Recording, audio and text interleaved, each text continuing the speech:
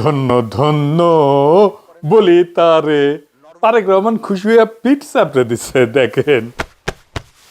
তবে জুলাই সনদ নিয়ে মূল যে স্পিরিট পার্থর, সেইটার সাথে আমি যে ভিডিও দিছি কয়েকদিন আগে, সেটার কোনো তফাৎ নাই।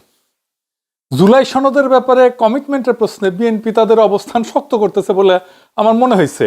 এটা সত্য, বিএনপি ফ্যাসি বিরোধী লড়াইয়ের সহযোদ্ধা কমরেড। জুলাই নির্মাণে তার অবদান অস্বীকার করা সম্ভব না। আমাদের সকলের শরীরে মনে আমরা প্রত্যেকেই ফ্যাসিবাদের চিহ্ন বহন করতেছি, বিএনপি এর বাইরে না। পার্থ জুলাই নিয়ে কি বলছে সেটা রেকর্ডে থাকা দরকার, শোনেন। এবং আমি আপনাকে বলে দিচ্ছি, যদি জুলাই সনদের বিরুদ্ধে আমরা স্ট্যান্ড করি, এরা স্ট্যান্ড, আমাদের ঐক্য স্ট্যান্ড করে, আমি আন্দালিব রহমান পার্থ তার বিরুদ্ধে দাঁড়িয়ে কথা বলবো ইনশাআল্লাহ। তারেক রহমান নিজে হ্যাঁ ভোট দিতে বলছে গণভোটে। আপনাদের সকলকে অনুরোধ করব যে ধানের শীষে যেমন সিলটা দিবেন 12 তারিখে, একই সাথে আপনাকে যে দ্বিতীয় ব্যালট পেপারটি দিবে হ্যাঁ এবং না, সেখানে হায়ের পক্ষে দয়া করে আপনারা রায় দিবেন। মনে থাকবে তো? সালাউদ্দিন সাহেব বলছে জুলাই সনদের পক্ষে আমরা আছি। তো সেটা তো আর নির্বাচিত হয় নাই, সেটা হচ্ছে জুলাই জাতীয় সনদের পক্ষে আছে কি নাই। তো জুলাই জাতীয় সনদের পক্ষে তো আমরা আছি, সারা জাতি আছে। শুনিছেন, রেকর্ড থাকলো। আমরা লক্ষ্য রাখবো কি করে বিএনপি রেজিম সংবিধান সংস্কার নিয়ে, জুলাই সনদের প্রতি তার কমিটমেন্টটা কতটুকু রাখে সেটা আমরা দেখব। তবে আজকের আলাপটা পার্থর বক্তৃতার অন্য কিছু অংশ নিয়ে, কারণ পার্থ এমন কিছু বলছে, আরো কিছু ওইটা বলতে যায়, যেগুলো নিয়ে কিছু আলাপ আমাদের করতেই হবে। একটা জিনিস সত্য যে বিরোধী দল আর দেশের মানুষের মধ্যে একটা বড় অংশ বিএনপির জুলাই সনদের প্রতি কমিটমেন্টের প্রতি আস্থা পাইতেছে না। এইটা বিএনপিকে বুঝে দেখতে হবে যে কেন আস্থা পাইতেছে না। এটাও পার্থের বক্তব্যে আছে, কেন আস্থা পাইতেছে না এটা পার্থর বক্তব্যে আছে। শোনেন, পার্থ বলতেছে আপনারা কেন বিপ্লবী সরকার করলেন না। শোনেন, একদম রেসপেক্টের সাথেই বলি, আপনারা সেই সময় রেভলিউশনারি গভর্নমেন্ট করেন নাই কেন? নর্মাল গভর্নমেন্টে গেলেন কেন? ট্রানজিশনাল রেভলিউশনারি গভর্নমেন্ট করতেন। শুনেছেন পার্থ কেন বলতেছে আপনারা কেন করলেন না? মানে অন্তর্বর্তীকালীন সরকার কার পার্থ? এটা তো আপনার না, আপনারা ছিলেন না সেই সরকার তৈরির সময়। আপনারা যান নাই ক্যান্টনমেন্টে ড্যাং ড্যাং করতে করতে, বাসে কইরা, মাইক্রো বাসে কইরা, বাসে কইরা। এই সরকার কেমন হবে সেটাতে আপনাদের বক্তব্য ছিল না, বক্তব্য নেওয়া হয়নি। আপনারা তো নিজেই বলছেন অন্তর্বর্তীকালীন সরকার আপনাদেরই ছিল। শোনেন, আপনাকে একটা কথা বলি, আসলে বলা উচিত না, ইন্টারিম গভর্নমেন্ট তো আমাদেরই ছিল। এখন হাত ঝেড়ে ফেলতেছেন কেন? তখন যদি বিপ্লবী সরকার হয়ে না থাকে, এটার দায়িত্ব জামাত এনসিপির একার না। আপনি জামাত এনসিপির উপর দায়িত্ব পাইতেছেন। এই সরকার তৈরির সময় আপনি ছিলেন, আপনি নিজের দায়িত্ব নিলেন একটু আগেই। আবার শোনান, আপনাকে একটা কথা বলি, আসলে বলা উচিত না, ইন্টারিম গভর্নমেন্ট তো আমাদেরই ছিল। আপনি এনসিপির উপর দায়িত্ব পেতেছেন। এই সরকার তো তৈরি হয়েছে আসিফ নজরুলের বাসায়। দেখেন একটা ক্লিপ দেখাই। এই ভদ্রলোক বলতেছে যে আসিফ নজরুল এবং সামরিক কর্তৃপক্ষ ইন্টারিম গভর্নমেন্ট তৈরির ক্ষেত্রে সবচেয়ে বেশি ভূমিকা রাখছে। অনেকগুলো মানে স্বার্থের সম্মিলন হয়েছে। একদিকে হচ্ছে আর্মড ফোর্সেসের, তাদের তো নিজস্ব পছন্দ নিশ্চয় ছিল। আমাদের যিনি চিফ অ্যাডভাইজার হলেন ওনারও নিজস্ব পছন্দ ছিল। এবং ওই সময় সবচেয়ে যিনি বেশি প্রভাব বিস্তার করেছিলেন, বিশেষ করে আমাদের যিনি অধ্যাপক, সম্মানিত অধ্যাপক আসিফ নজরুল, ওনার প্রভাবটাও কাজ করেছে। এবং বিশেষ করে প্রফেসর ইউনূসের সাথে ওই মুহূর্তে ওনার যে সম্পর্কটা আমার কাছে মনে হচ্ছে অনেক প্রগাঢ় ছিল বিভিন্ন কারণে, যার ফলে উনি হয়তো বা প্রফেসর ইউনূসের সাথে এই কে কোন নামগুলা যাবে কোন নামগুলা যাবে না, উনি একটা বড় নিয়ামকের ভূমিকা পালন করে থাকতে পারেন, যদিও আমি নিশ্চিত না। কিন্তু এই আলাপগুলা কিন্তু সত্যিকার অর্থে কেউ বলছে না। শুনেছেন? আচ্ছা, এবার শুনেন, বঙ্গভবনে যাইয়া প্রধান উপদেষ্টা কে হবে এটাও তারা ঠিক করেছে।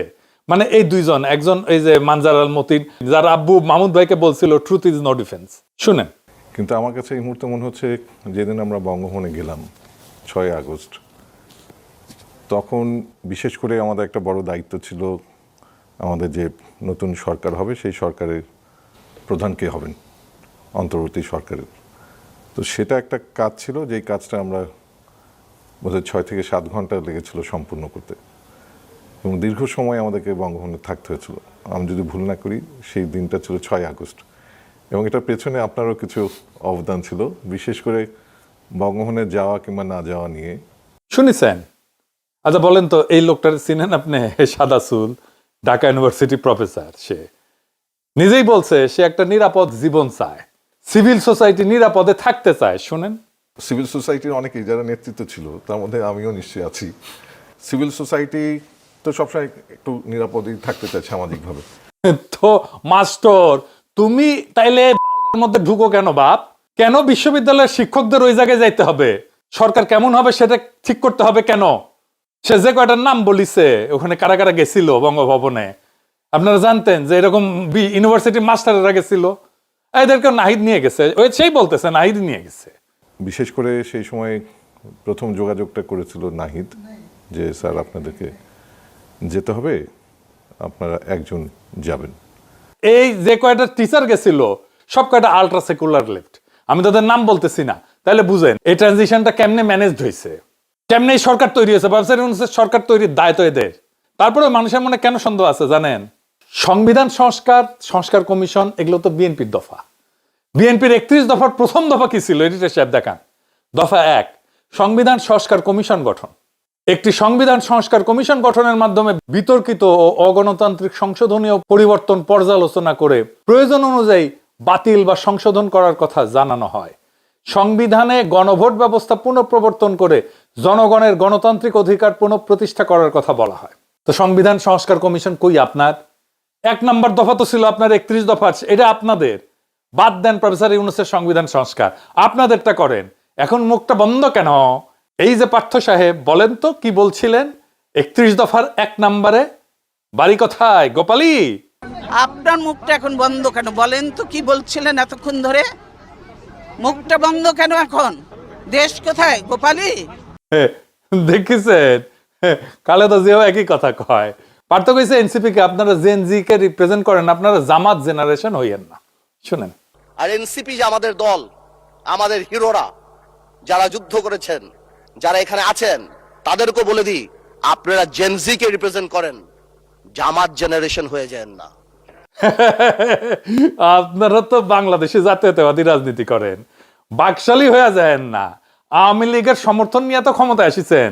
দেখেন নভেল কি কয়, সেও আপনাদের দাবরানির মধ্যে রাখে। দেখেন, আওয়ামী লীগকে স্পেস দিতে হবে, বৈধতা দিতে হবে, রাজবন্দীদেরকে মুক্তি দিতে হবে। আমাদের দাবি 3টাই। আমরা আপনাদের পদত্যাগের কথা বলছি না।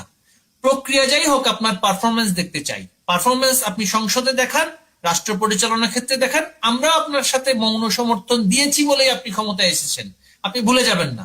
এই সমর্থন সরে গেলে কিন্তু আপনার ক্ষমতা আর থাকবে না। শুধু নভেল না, বাকশালের কাছে ভোট চাই নিছেন, কান্নাকাটি করে হাত পা ধরে হাসিনাই বলছে। শুনেন, বিএনপির অবশ্য অনেক প্রার্থী আমাদের আওয়ামী লীগের নেতা কর্মীর কাছে হাত পা ধরেছে, ধর্ণা দিয়েছে জামাত ঠেকানোর জন্য। দয়া ধর্ম করে তারা ভোটও দিয়েছে। ক্ষমতায় যেতে না যেতে তাদের চেহারা পাল্টে গেছে। হ্যাঁ সত্য নাকি পার্থ? হ্যাঁ, এইভাবে কান্নাকাটি করে ভোট নিছেন? হ্যাঁ ভালো তো, আপনারা গোপালী হয়েছেন, এটা পাবলিক মনে করে আপনারা ভারপ্রাপ্ত আওয়ামী লীগ। সংবিধানকে ছুঁড়ে ফেলা দেয়া পার্থ খুব বিলাস। সে বলতেছে সংবিধান কি মনে করায় দেয় এটা 71-এর পরাজয়ের দলিল। শোনেন, এই যে একটা প্রক্রিয়া, সংবিধানকে ছুঁড়ে ফেলে দাও, সংবিধানকে ছুঁড়ে ফেলে দাও। সংবিধানকে ছুঁড়ে ফেলবো কেন? সংবিধানকে মনে করায় দেয় যেটা 71-এর পরাজয়ের দলিল। আমি সংবিধান কেন ছুঁড়ে ফেলে দেবো? এই সংবিধান দিলে গাত্রদাহ কেন হবে? এত গায়ে লাগবে কেন? If I don't like it, there are relevant provisions within the constitution যে আমি পরিবর্তন করতে পারি। আমার দরকার কি? পার্থ সংবিধান ছুঁড়ে ফেলে দেওয়ার কথা বলে যে 71-এর পরাজয়ের দলিলের কথা মনে করায় দেয়। আচ্ছা পার্থ শুনেন, এই সংবিধানকে ব্যবহার করে বারবার মানুষের উপর অত্যাচার করা হয়েছে। সুতরাং এই সংবিধান যেই সংবিধান মানুষের কথা বলে না, সংবিধান যেই সংবিধানে মানুষের ইচ্ছার প্রতিফলন হয় না, মানুষের ভবিষ্যৎ দেয় না, মানুষের প্রোটেকশন দেয় না, সেই সংবিধানকে মানুষ ছুঁড়ে ফেলে দেবে। এটা কার কথা? আপনারই কথা তো। এখন মুখটা বন্ধ কেন? এই যে পার্থ সাহেব বলেন তো কি বলছিলেন সংবিধান ছুঁড়ে ফেলে দেওয়া নিয়ে? বাড়ি কোথায় গোপালী? আপনার মুখটা এখন বন্ধ কেন বলেন তো? কি বলছিলেন এতক্ষণ ধরে? মুখটা বন্ধ কেন এখন? দেশ কোথায় গোপালী? আচ্ছা এইবার আসেন, খালেদা জিয়া নিজে কি বলছিল সংবিধান ছুঁড়ে দেওয়ার ব্যাপারে। দেখেন, এই সংবিধান হলো আওয়ামী লীগের একটি ইশতেহার। এই সংবিধানকে যেই দিন জনগণের সরকার আসবে সেই দিন এই সংবিধানকে ছুঁড়ে ফেলে দেওয়া হবে। এই সংবিধান শুনেছেন? তাহলে কি খালেদা জিয়ার ৭১-এর পরাজয়ের ইতিহাস মনে পড়ে যায় পার্থ? তাই তো হয়। ওই সংবিধান